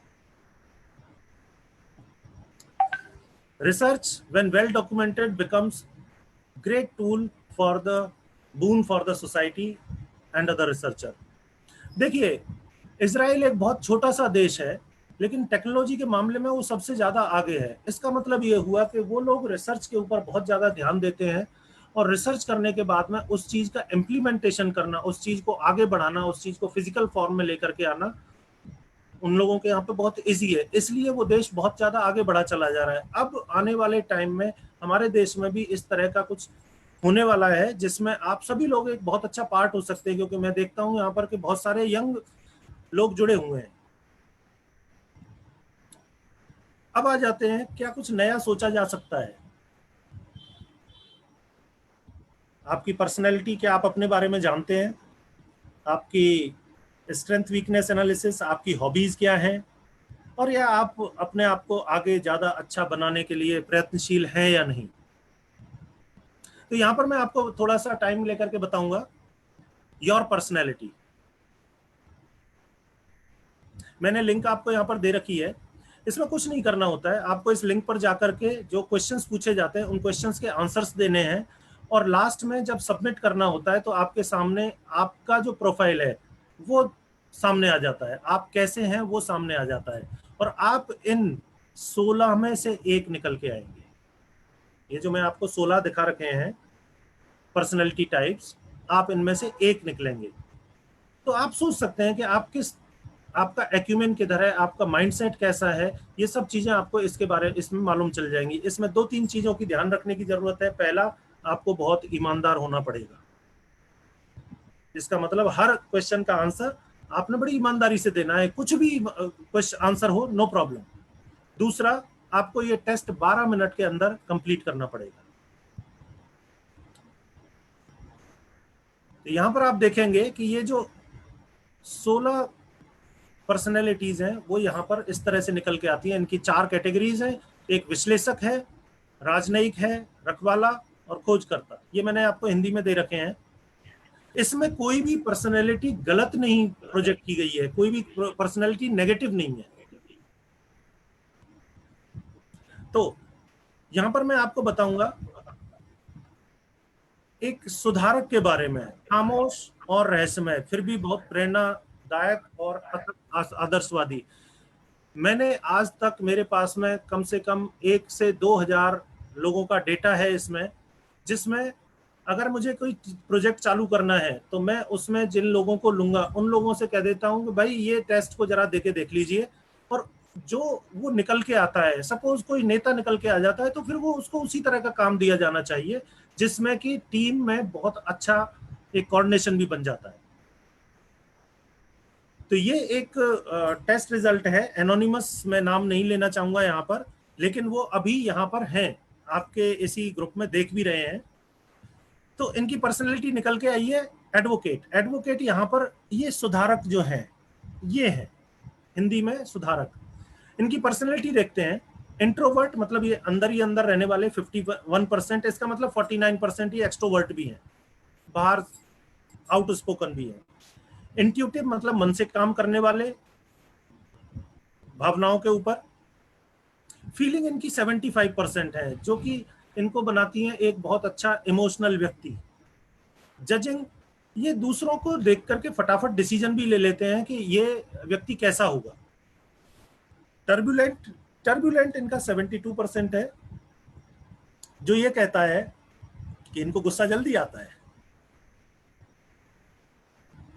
सो दे कैन बी डिप्लोमेट, इनका रोल हो सकता है डिप्लोमेट, मतलब ये लोग बड़े आराम से किसी भी कार्य को करने के लिए, ऑर्गेनाइज करने के लिए या फिर एग्जीक्यूट करने के लिए अच्छे होते हैं।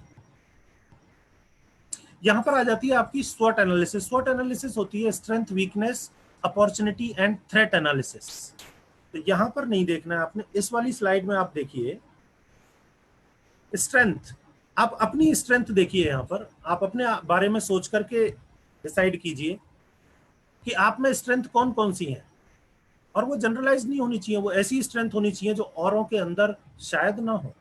Willingness to learn, good student, organised, ambitious, ये सारी स्ट्रेंथ में आती है।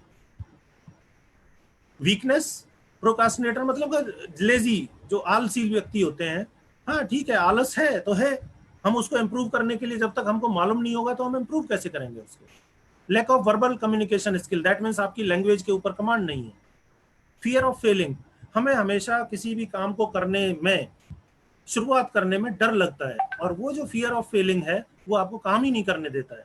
तो ऐसा क्यों करना है, क्यों ना फेल हुआ जाए, जिससे हमको बहुत सारी लर्निंग भी मिल जाए, उसमें कोई परेशानी नहीं है।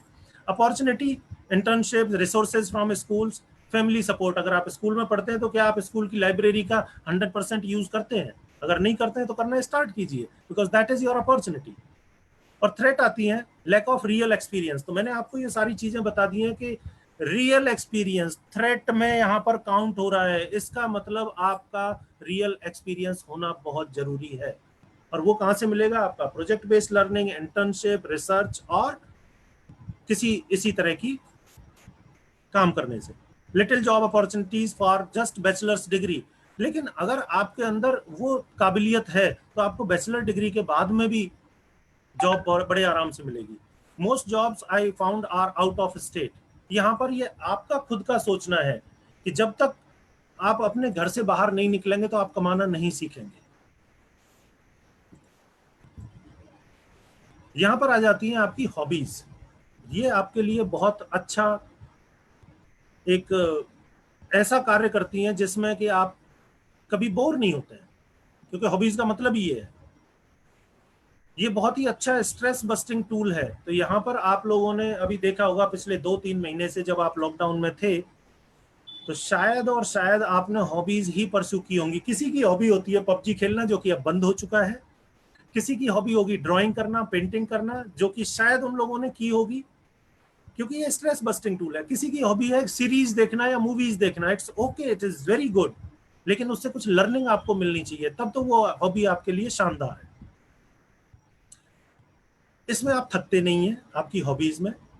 Pursuing the hobby is generally not considered very good option for the student. जब आप अपने पेरेंट्स से बोलेंगे कि मुझे तो पेंटर बनना है, तो शायद वो मना कर देंगे। इसलिए पेरेंट्स जो हैं या जो आपके साथ वाले हैं वो हॉबीज को ज्यादा एक इस तरह से नहीं देखते कि उसमें आप अपना कैरियर बना सकते हो। लेकिन बाहर फॉरेन कंट्रीज में अगर आप देखें तो लोग अपनी हॉबीज को परस्यू करते हुए उसी फील्ड में आगे बढ़ते चले जाते हैं। Hobbies can get you instant recognition. अगर आपको डांस आता है, अगर आप डांस कर सकते हैं और बहुत अच्छा डांस कर सकते हैं या मीडियम भी कर सकते हैं, और अगर आप किसी जॉब में हैं और वहां पर एक पार्टी ऑर्गेनाइज होती है, तो बताइए क्या रिकॉग्निशन आपको मिलेगा? जब आपकी वो पार्टी खत्म हो जाएगी, जब आपका वो इवेंट खत्म हो जाएगा, दूसरे दिन जब आप ऑफिस में जाएंगे, उस समय हर व्यक्ति आपको एक सम्मान की निगाह से देखेगा। इसको बोलते हैं इंस्टेंट रिकॉग्निशन। ये इंस्टेंट रिकॉग्निशन आपको आपकी लैंग्वेज स्किल्स के ऊपर मिल सकता है, आपकी पेंटिंग के ऊपर मिल सकता है, आपकी फिजिकल स्ट्रेंथ के ऊपर। किसी भी तरह की हॉबी आपको रिकॉग्निशन दिलाने में ज्यादा देर नहीं लगाती। क्यों? क्योंकि और लोगों की जरूरी नहीं है कि वही हॉबी हो। So it's a great tool to connect the people. अगर किसी दो व्यक्तियों की हॉबीज सेम हैं या दो व्यक्तियों की हॉबीज डिफरेंट हैं, लेकिन अगर वो बात करना चाहते हैं तो exchange, mutual exchange of ideas वो बहुत फास्ट रेट पर होता है। एंड जनरली ये लेडीज में बहुत ज्यादा होता है कि वो हॉबीज को बहुत जल्दी कनेक्ट कर पाती हैं। यहाँ पर आप देख रहे हैं एक हॉबी है जिसमें एक स्केचिंग, मुझे नहीं पता ये क्या है, स्केचिंग करी है पेंसिल से, पेंसिल ओनली पेंसिल या पेन यूज किया गया है और बाद में उसमें सेंटर में कलर डाल दिए गए हैं। इस हॉबी के करने के पीछे कारण ये है कि आपका एक तो टाइम जो है आपकी हॉबी के लिए लगा, दूसरा आप एक डीमोटिवेटेड स्टेट में नहीं जा पाए। क्योंकि अगर आप वैसे ही बैठे रहेंगे और सोचते रहेंगे हाय इस टाइम में मैं क्या करूं, तो उस समय शायद आपको एक नेगेटिव थॉट आएगा। लेकिन जब आप इस तरह की चीजें करना स्टार्ट कर देते हैं, आपकी अपनी हॉबी, आप कोई बात नहीं, अगर आप डांस करते हैं, गाना गाते हैं, किसी भी तरह की आपकी हॉबी है, तो इस तरह के एनवायरनमेंट में वो आपको बहुत अच्छा एक रिजल्ट देगी। अब यहाँ पर आ जाता है, आप सभी लोगों के लिए मेरा रिकमेंडेशन है कि आप लोग अपना वीडियो रिज्यूम बनाएं और वो लिंक्डइन पर डालें। आपकी लिंक्डइन प्रोफाइल अगर नहीं है तो वो बनाएं, अच्छे लोगों से कनेक्ट हों जो कि आपको आने वाले टाइम में आपसे कनेक्ट होकर के आप उनसे मदद ले पाए और वो आपसे मदद ले पाए। देन सोशल मीडिया अवेयरनेस, आप अपने सोशल मीडिया पे इस तरह की चीजें ना डालें जो कि कह सकते हैं कि हंसने वाली या फिर आपकी एक पर्सनैलिटी को बताने वाली कि ये किस तरह का व्यक्ति है। क्योंकि आज की डेट में कंपनीज कुछ इस तरह से भी काम कर रही हैं या गवर्नमेंट सेक्टर में इस तरह से काम करता है कि वो सबसे पहले, सपोज अगर आप किसी को फ्रेंड बनाना चाहते हैं, अगर आप किसी से बात करना चाहते हैं और एक डिस्टेंस है, तो शायद आप पहले उसके बारे में जाकर के सोशल मीडिया पे देखेंगे कि किस टाइप का व्यक्ति है। और वहां पर जब वो टाइमलाइन में आप देखते हैं उनके फोटोज, वीडियोस और शेयर की हुई चीजें, तो आपको थोड़ा बहुत समझ में आता है कि ये शायद बात करें या ना करें, इस तरह की चीजें। लेकिन कंपनियां जरूर इस चीज को आजकल देखने लगी हैं कि आपकी सोशल मीडिया प्रोफाइल क्या है। और उसके बाद में आ जाते हैं आपके स्किल सेट। स्किल सेट में आप किस तरह की स्किल्स हैं, आपकी लैंग्वेज पर कमांड, आपका एटिकेट, बिहेवियर, एटीट्यूड, ये सारी चीजें आपके स्किल सेट में आ गई। ये इस प्रेजेंटेशन की सबसे इंपॉर्टेंट चीज, सबसे इंपॉर्टेंट बात मैं आपको बता रहा हूं। क्या आपके पास में मेंटर है? क्योंकि आज मुझे लगता है कि अगर मुझे 20 साल पहले मेरा कोई मेंटर मिल गया होता तो मैंने आसमान की ऊंचाइयां छू लेनी थी। जो भी सीखा वो हम खुद सीखे। काश की मेंटर होता जिस पर कि हम काम कर पाते और बहुत सारी चीजें अचीव भी कर पाते। तो आपकी इस यंग एज में अगर आपके पास में मेंटर है तो उससे बड़ा वरदान आपके लिए कोई नहीं है। तो मेंटर क्या होता है? मेंटर वो विश्वास पात्र व्यक्ति होता है। मेंटर वो होता है जिससे आप कुछ भी बोल सकते हैं। मेंटर वो होता है जिसके सामने आप मन की भावनाएं बता सकते हैं। मेंटर वो होता है जिसके सामने आप ये बोल सकते हैं कि आप क्या चाहते हैं। और मेंटर कभी भी आपको किसी भी चीज में डिस्करेज नहीं करता है। वो हमेशा आपके साथ में होता है कि ठीक है, बहुत ही डिफिकल्ट काम है लेकिन हो सकता है। अगर ये भी चीज बोल दी जाए तब भी आप एक पॉजिटिव माइंडसेट में आ जाते हैं। तो मेंटर आपके लिए एक बहुत बड़ी कैटलिस्ट का काम करता है, उत्प्रेरक का काम करता है। तो ये हमेशा आपके साथ में होता है। आप कोई भी चीज इनको बताएं और ये उसमें से पॉसिबिलिटीज खोज करके आपको बताएंगे। और यही मेंटर वो भी होता है जब आप कहीं किसी गलत रास्ते पर होते हैं तो आपको ये भी बताता है कि नहीं, ये रास्ता आपके लिए नहीं है, आप रास्ते से शिफ्ट होइए, आप अपने ट्रैक पर आइए।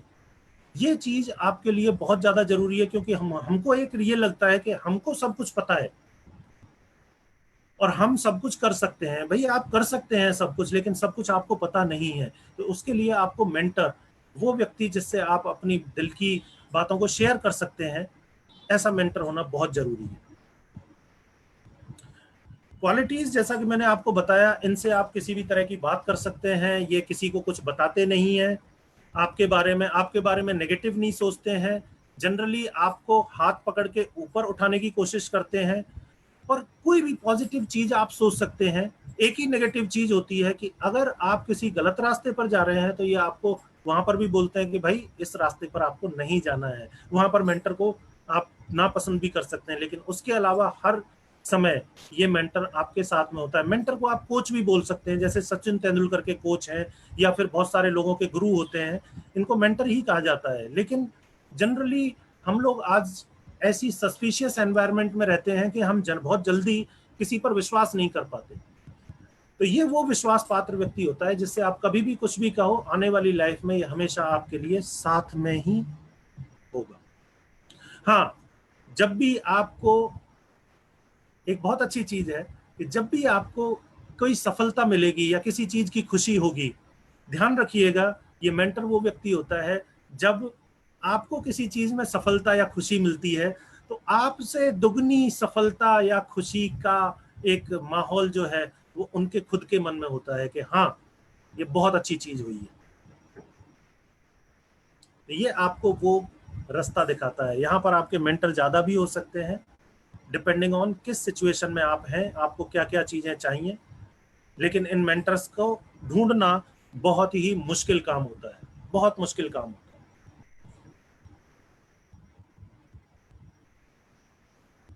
अब मैं ये सेशन को ओपन करूंगा आप लोगों के क्वेश्चन आंसर्स के लिए। मुझे लगता है कि आप लोगों को ये प्रेजेंटेशन पसंद आया होगा। आप सभी लोगों के लिए बहुत बहुत धन्यवाद। अब फ्लोर आप लोगों के पास में है, आप जो भी क्वेश्चन पूछना चाहें पूछ सकते हैं। बहुत बहुत धन्यवाद कहना चाहूंगा डॉक्टर साहब। जो पिछला 60 से 70 मिनट आपके बातचीत को हम लोगों ने सुना, यकीन है कि हमारे पूरे विद्यार्थी जो भारतवर्ष से जुड़े हुए हैं और साथ ही साथ हमारे जो बिजनेस पार्टनर्स हैं और जितने भी PLL परिवार के सदस्य यहाँ पर हैं, तो कहीं ना कहीं आपके जो अनुभव, आपकी जो सीख या आपका जो भी ज्ञान है, उसका दर्शन करने का एक बहुत ही कम समय था, लेकिन कम समय में आपने बहुत ही कई नई जानकारियों से हम लोग को जोड़ा। और उन नए जानकारी की बदौलत मुझे लगता है कि भारत के सभी विद्यार्थियों को इन जानकारियों की बदौलत नई नई चीजों से नई नई चीजें सीखने का मौका, और एक बहुत ही सरल शब्दों में मैं अगर अपने अनुभव के हिसाब से बोलूं कि जो 70 मिनट पिछले गए हैं, तो आपने बहुत सरलता के साथ बहुत बड़ी बड़ी बातें कही हैं। और बहुत ही यंग भारतीय भाई बहन हमारे साथ आज इस सेशन का हिस्सा बने हैं और सभी लोग आपका धन्यवाद कर रहे हैं, अपनी स्क्रीन पे चैट बॉक्स में देख पा रहे होंगे। और कहीं ना कहीं जो चीजें, जो गुरु, जो आपने मेंटोर वाली बात की, आज आपने एक गुरु का, एक मेंटोर का जो किरदार अदा किया, जिंदगी भर ये ज्ञान, ये सीख हमारे विद्यार्थी और हम सभी लोग अपने साथ रखेंगे। और भविष्य में हम उम्मीद करते हैं कि जब भी मौका मिलेगा या जब भी आपके पास अपने कीमती समय में से कुछ वक्त होगा, तो जरूर हम दोबारा इस तरह का प्लेटफॉर्म स्थापित करेंगे ताकि हमारे बच्चे आपके साथ जुड़ पाए और कुछ चीजें सीख पाए। तो डॉक्टर साहब, हम यही कहना चाहेंगे, धन्यवाद पुनः बहुत बहुत पूरे परिवार की ओर से। मैं यहाँ पर आप लोगों को भी धन्यवाद देना चाहूंगा कि तो आप लोगों ने जो ये एफर्ट डाले हैं छात्रों के लिए, बहुत अच्छा एक इनिशिएटिव लिया है, ये बहुत अच्छी इनिशिएटिव है। और मैं यहाँ पर चाहूंगा कि अगर आपके पास में मेरा ईमेल आईडी और फोन नंबर सब कुछ है यहाँ पर, जी बिल्कुल, तो बिल्कुल, आप अगर चाहें तो बाद में भी कोई क्वेश्चन पूछ सकते हैं, लेकिन मैंने अगर अभी किसी का कोई क्वेश्चन है तो वो पूछ सकते हैं। तो आपको फीडबैक सर आ जाएंगे ऑलरेडी हमारी ओर से। तो अभी हम लोग उम्मीद करते हैं कि आपसे फिर मुलाकात होगी। आप नए नए इनिशिएटिव लेते रहिए, आगे बढ़ते रहिए। और मैं निवेदन करूंगा अपनी टेक्निकल टीम से कि आज का सेशन यहीं पर समाप्त किया जाए। सभी विद्यार्थी अपना ध्यान रखें, परिवार का ध्यान रखें और कोविड-19 के दौरान अपने आप को स्वस्थ रखें और आगे बढ़ते रहें, सीखते रहें। ठीक है, धन्यवाद सभी बहुत का। बहुत धन्यवाद। Thank you sir, thank you so much. धन्यवाद।